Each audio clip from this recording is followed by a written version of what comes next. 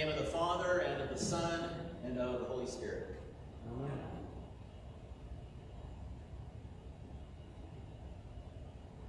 It is on the occasion of a Sabbath meal that Jesus is invited by a ruler of the Pharisees to come into his home and to celebrate this meal, to be in attendance at this meal with what we might presume is other Pharisees, Sadducees, lawyers are mentioned in the reading as well.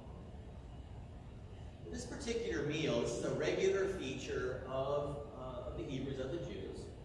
It's very much like Sunday lunch for us. It's kind of interesting how these ideas endure through the ages. Whether it's at the beginning of the Sabbath in the evening, it's a possibility, or it's that meal that comes after the synagogue service, just before the end of the day kind of a thing. We don't really know, but the idea is people who gather.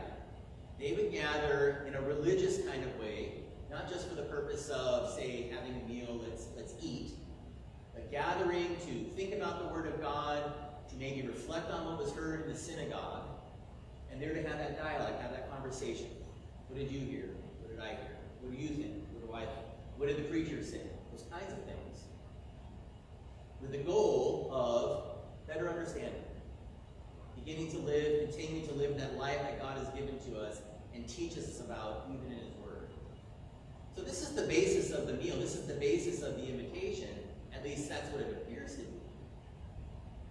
Because once Jesus arrives, what you notice is they are watching Him carefully, which might raise your suspicions a little bit. This is not just an innocent invitation. After all, you're running around and you don't really go home too often. You have all these guys who are with you. You're always on the road preaching and teaching. Come have a meal with us. But something more along the lines of what we typically see in these interactions with Pharisees and Sadducees and the lawyers. They're there with some version of trying to set Jesus up. Some conversation is going to take place with the hope that he'll misstate something, he'll state something that they believe is false. It'll cause a stink, it'll cause trouble. Jesus will lose favor with the people. Maybe even we can send him on to Jerusalem to be charged for some version of blasphemy, which, as we know, is what happens in the end. Well, they might have those hopes, and I always sort of laugh about these kinds of hopes.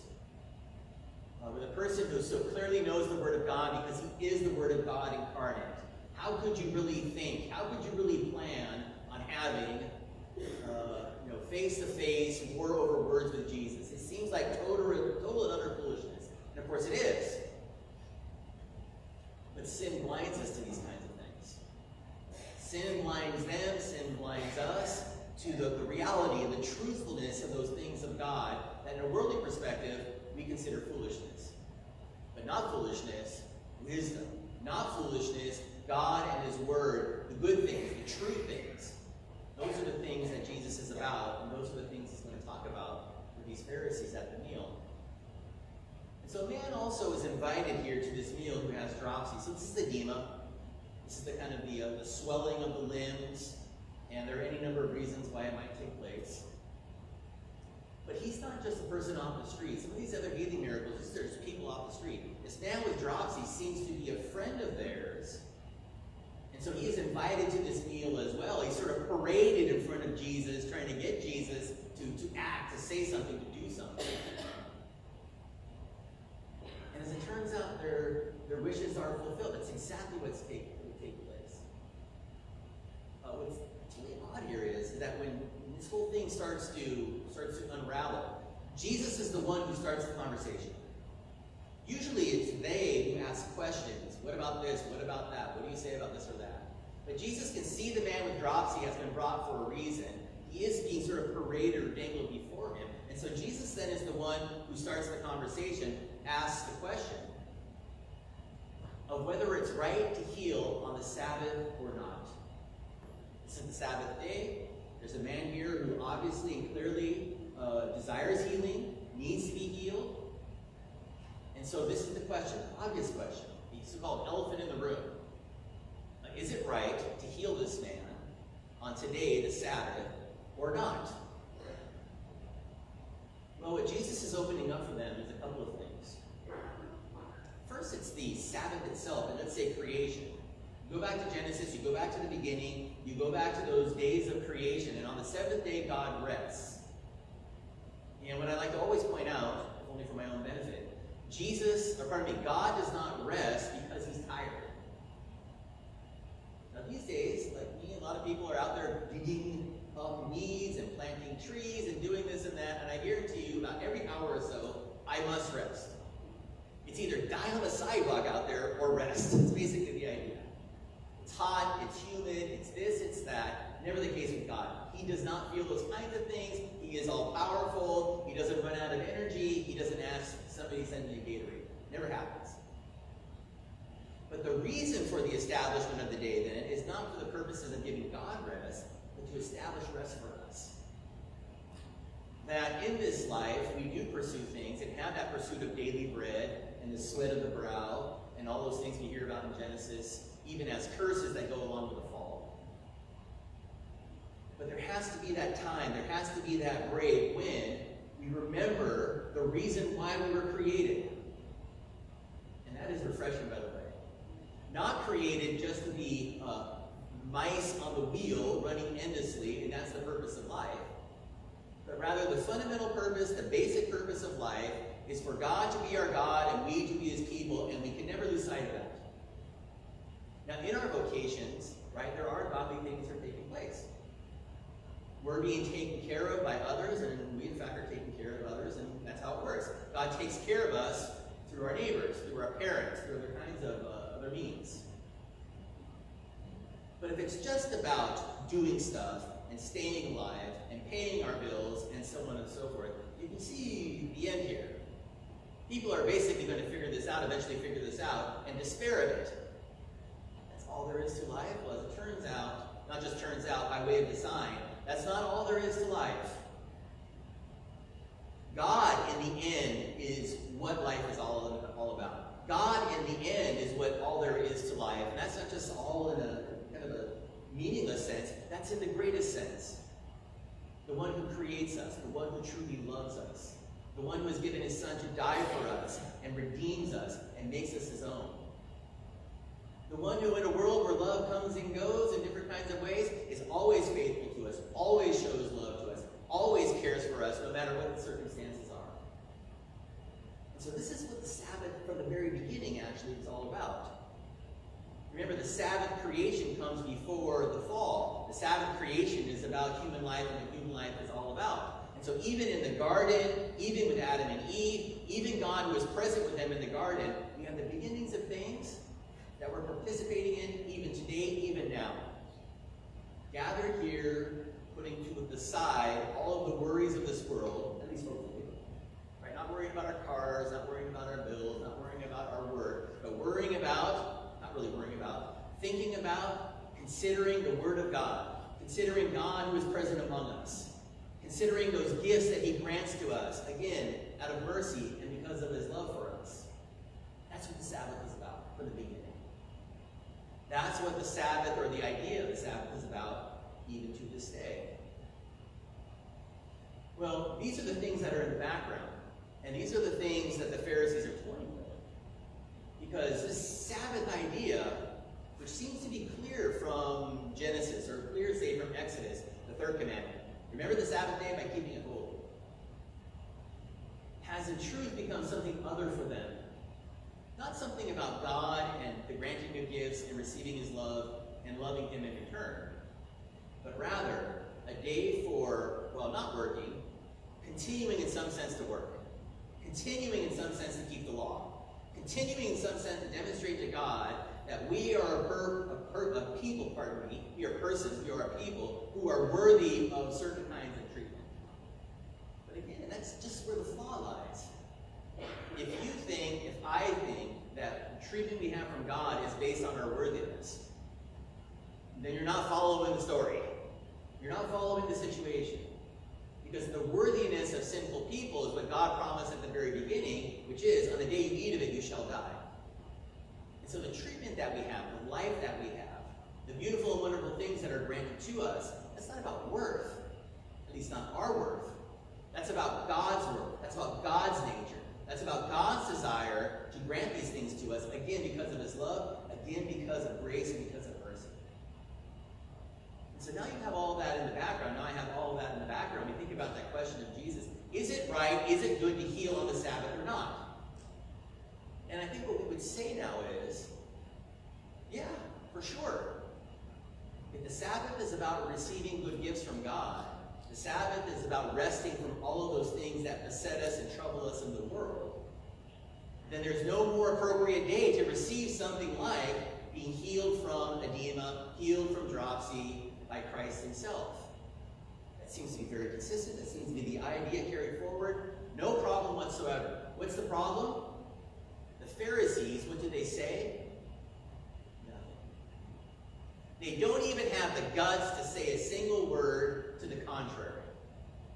Now, why is this? Well, of course, sin's behind this. But imagine the kind of struggle that's going on within them. Because this is their friend. This is their buddy. This is the guy who works in the office with them. This is the guy who works with them wherever they work. That's the reason why he's with them at this meal. He's a part of their community. He's a part of the circle of friends. They know he's suffering. They know he has this kind of disease and this illness. They know that this might even hasten his death. But they still say nothing. Now again, that's a testimony to what sin does to the human heart. How heartless can you be? How cold can you be to speak out at this moment, knowing the person? It's not an abstract idea. This is not something where you don't know the people involved. You know that guy. You know he would benefit from this. But you say nothing. And the reason they say nothing is because they're opposed to Jesus and opposed to his teaching, opposed to the idea of grace, and especially opposed to the idea of those good things being the main thing when it comes to the Sabbath. The love of God and the receiving of the love of God being the main thing that occurs on the Sabbath. And so what's beautiful about this then is Jesus' response. He doesn't necessarily line them up straight away, although he does, but he says, you won't act, you won't speak, you won't stand up for your friend, but I will. I who am the creator in the flesh, I the one who has come here for him, to do these good things for him, I will act. And so it's very brief. Jesus heals the man, have a nice day, shakes his hand, and sends him on his way, because the point has been made. But for those who are not listening in that room, for those who are not understanding how this works, maybe those who are clinging to this notion that when it comes to the Sabbath, this is about what we're doing, and our not working, that is the work that avails us before God. He gives them just this very short, it's almost a parable. It's really more than that. It's more direct than a parable. How many of you, as a son, whom you love, has an ox, whom you don't love in the same way, hopefully, who simply does work for you on the land, and when that ox dies or is injured, you go get another one, and it's no big deal. How many of you with a son or even an ox see that son or that ox fall into a well on the Sabbath, will not immediately, and the idea here is immediately, without thought, in a very natural kind of way, pull your son or even pull the ox out of the well? And what's the answer to that? It's so disarming the way it's asked. You have to say, yeah, we would do that. We would all do that. We would all do that without even thinking. For even 1 second, you put the hand out and you pull your son out of the well, your daughter too, of course. The ox is there, you throw a rope around his neck, and you get him out of there. You wouldn't even think about it. Well, if you do that for your son, and if you do that even for an ox, why wouldn't you do it for your friend over here? Why can't you see the kind of mercy that's going to be shown, has already been shown to your friend over here? Well, to that, of course, they have no response whatsoever. To none of this, they have no response whatsoever. And the reason why they have no response is they don't understand the Sabbath. They claim to be superior in their knowledge of the law. In particular, their knowledge of the commandments and things of that nature. Torah, the first 5 days of the law. They presume to be able to teach others, we know, you don't know, listen to us. But Jesus shows us straight away that this is not true. They might have a command of the words of God, but they don't really understand the meaning of the words of God. Even the most basic things like the commandments, even the most basic thing like the Sabbath and the day of rest. In Because again, from the very beginning, the day of rest has been about showing love to people. The day of rest has been about gathering around the Word of God or being present with God himself and receiving things other than what's going on in the world, things that are given in this world and endure until the life to come and the world to come. Sabbath is about receiving good things from God, things he declares to be good, life, salvation, the truth, beauty, all these kinds of things. And their definition, and anybody who has a similar definition, I got to get to church, and I go to church because God is watching me, and God will be mad if I don't go to church. Now, those things might be true according to the law, but if that's the only level at which you're dealing with God, you have a false God. You have a God only according to the law, only according to wrath, and nothing like the God who was revealed at the beginning to Adam and Eve in the garden. He shows love to people. He shows love to his creation. And so their false view has to be rejected. Their view of our status before God, established by our works, must be rejected. And what must be embraced here, and what must be acknowledged here is, God might have a law, does have a law. God does demonstrate, even speak to us, that there are consequences for the law. But where those consequences ultimately go, because of what we learned about God, is that while it's true we're sinners, and while it's true that we are under his wrath in that sense, what's also true is God does not turn his back on such people. The man with dropsy was suffering. The man with dropsy may have been born into this kind of situation. We read about other miracle stories that run that way. The man might have even been the cause of his dropsy. Let's just put it that way. Whatever he did, and these are the just deserts for what he has done. No matter how you slice it, Jesus is still there. Jesus still sees the man. And Jesus still does for him what he cannot do for himself. He heals the man. That's the real teaching on God. That's the true teaching and how we should think about God. The God who's been with us from the very beginning revealed himself to us in the garden. And that's what we see throughout, really, the Old Testament, in terms of that mercy and grace that's shown. That's what we see for sure in the New Testament, but in particular in the death and the resurrection of Jesus and the life that he grants us. So what people have said, meditating and thinking about this over the ages, so early church folks and the medieval church, and in particular in the Reformation, is that when we think about the Sabbath, and now because of what we know about Jesus, what we have to say, what we have to recognize, is that while in the law there is that day, keep it holy, that's true.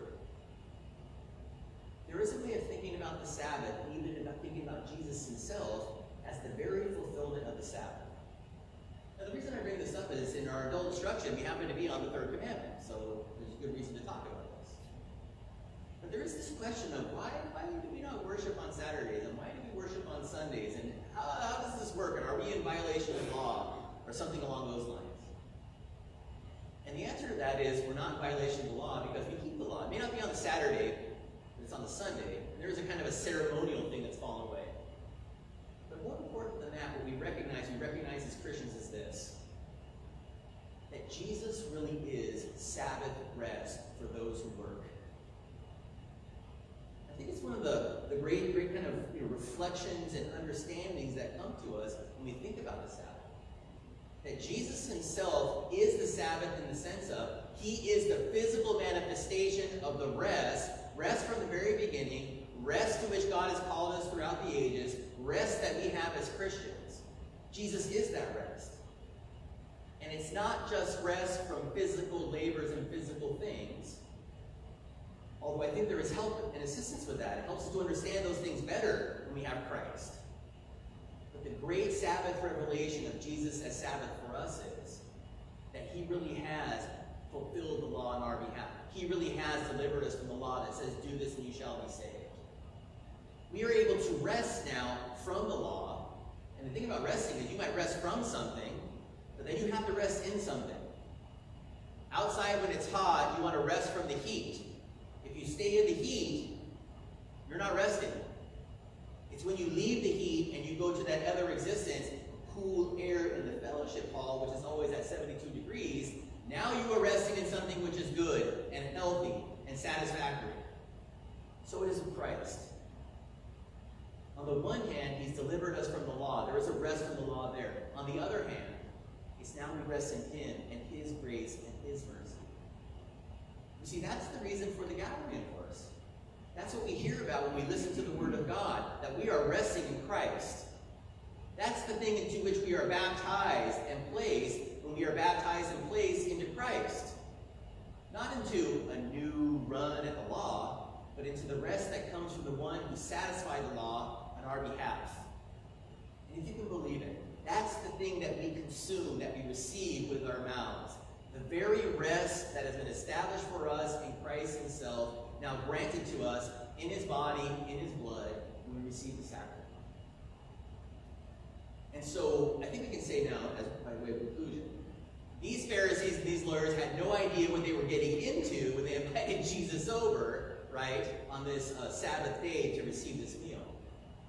But we now who hear this, we can give thanks for Pharisees and Sadducees and lawyers who made such an invitation. Because here we learn so much. We learn so much about God, we learn so much about our failures and the darkness of our heart in sin, and we learn so much about the love and the forgiveness and the grace of God that comes to people who suffer because of his desire to help people who suffer, even suffer in their sins. So for all these things, we offer our thanks in the name of the Father, and of the Son, and of the Holy Spirit. Amen. We rise. Peace of God that passes all understanding, keep your hearts and minds in Christ Jesus. Amen.